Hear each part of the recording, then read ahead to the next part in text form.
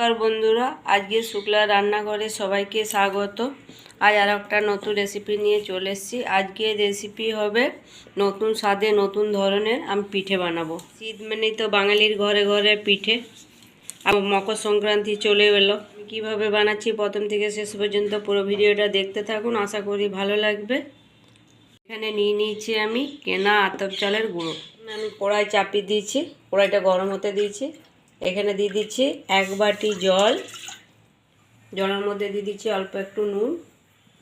জলটা আমার ফুটে এসছে। চাল গুঁড়োটা ফুটন্ত জলেই মাখতে হবে, ফুটন্ত জলে মাখলে ভালো। এবার একটা একটু করে চাল গুঁড়োটা দেবো আর মাখতে থাকবো।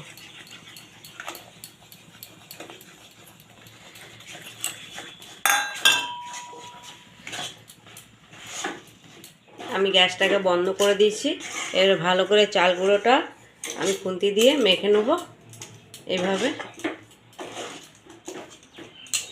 ভালো করে চাল গুঁড়োটা আমি মিশিয়ে দিলাম। এবারে ঢাকা দিয়ে আমি কিছুক্ষণের জন্য রেখে দেবো, হাতে নাড়ার মতো ঠান্ডা হওয়া তখন। আমার হাতে নাড়ার মতো কিছুটা ঠান্ডা হয়ে গেছে। এবার আমি অন্য জায়গার মধ্যে একটা নিয়ে নেব। ভালো করে আমি মেখে নেব। ভালো করে মাখা হয়ে গেল। এবারে এইটাকে আমি ঢেকে ভালো করে রেখে দেবো যাতে হাওয়া না পায়। এবারে আমি পিঠের পুরটা করে নেব। এখানে দিয়ে দিচ্ছি বেশ কিছুটা ছানাটাকে আমি আগের থেকে ফাটিয়ে রেখেছিলাম। কিছুটা গুড়। আমার গুড়টা গলে গেছে। এটাকে নেড়ে চেড়ে একটু শুকনো শুকনো করে নিতে হবে। দিয়ে দিচ্ছি বেশ কিছুটা গুঁড়ো দুধ। গুঁড়ো দুধ দিলে টেস্টটাও ভালো হবে, আর এটা একটু শুকনো শুকনো হয়ে যাবে। তাহলে অনেকটাই শুকনো শুকনো হয়ে গেছে। আপনারা যেভাবে চাল মাখবেন সেইভাবে আপনারা পুরটা করবেন, সেই পরিমাণে। আমি যেহেতু 1 বাটি চাল নিচ্ছি, সেই অনুযায়ী আমার পুরটা হচ্ছে। একটু এইভাবে শুকনো শুকনো আমি করে নিলাম। এটা একটু ঠান্ডা হলে আর একটু শুকিয়ে যাবে। এদিকে একটু একটু করে ডো নিয়ে আমি এইভাবে গোল করে নেব। আর একটু করে শুকনো চালের গুঁড়ো দিয়ে দেবো, নাহলে হাতে লেগে যাবে। এইভাবে একটা বাটি মতো করে নেব। কত সুন্দর মাখা গেছে।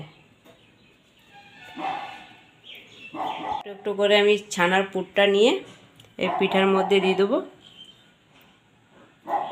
তবে আমার পুরটা খুব একটা ঠান্ডা হয়নি, গরম অবস্থায় আছে। ওই জন্য এখনও জল জল টাইপের একটু আছে, ঠান্ডা হলে শুকিয়ে যাবে। এইভাবে পুরে নিলাম, এইভাবে গোল করে নেব।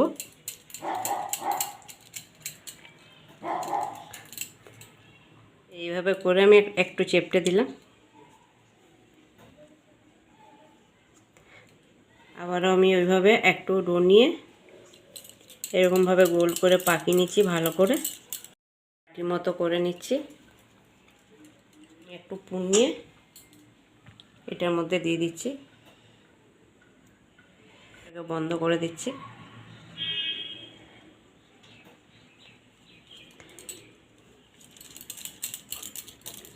আবারও গোল করে পাকিয়ে নিচ্ছি। পাকিয়ে আমি একটু চ্যাপটা করে দিচ্ছি। বাকিগুলো আমি সব করে নেব। তবে খুবই সোজা বানানোটা।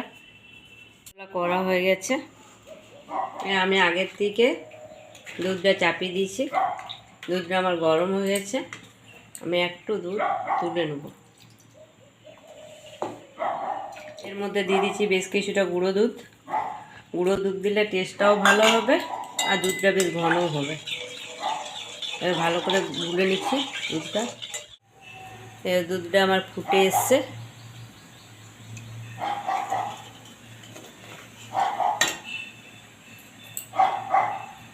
এবার দিয়ে দিচ্ছি একে একে পিঠেগুলো সব দুধের মধ্যে।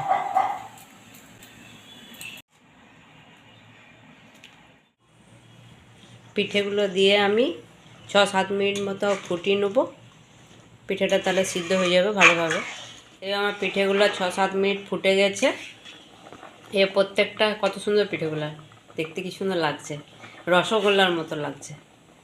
দিচ্ছি থেতো করা এলাচ, যেটা গুলে রেখেছিলাম সেটা দিয়ে দিচ্ছি। আমি পাটালি গুড়টাকে আমি গ্রেট করে দেবো। ব্রেড করে দিলে তাহলে গলে যেটা তাড়াতাড়ি। আপনারা চাইলে চিনি দিয়েও করতে পারেন, তবে আমার মনে হয় চিনির থেকে পাটালি গুড় দিয়ে করলেই বেশি ভালো হয় পিঠেটা। এই আমার পিঠেটা হয়ে গেছে, কত সুন্দর কালারটা এসছে। এবারে আমি গ্যাসটাকে বন্ধ করে রেখে দেবো। এই অবস্থায় আমি রেখে দিচ্ছি, এরকম পাতলা অবস্থায়। এটা ঠান্ডা হলে কিন্তু বসে যাবে, যেহেতু এটা চাল গুঁড়ো। পিঠেটা আমি ঠান্ডা হওয়ার পর দেখাচ্ছি কতটা বসে গেছে।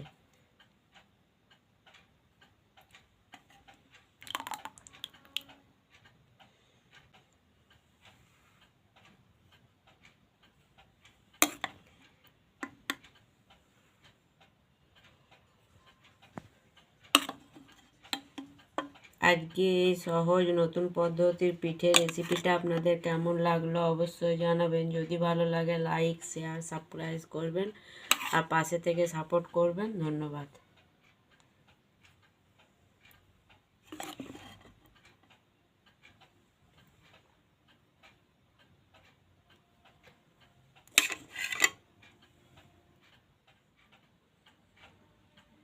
কতটা নরম হয়েছে পিঠেগুলো, কত সুন্দর দেখতে লাগছে।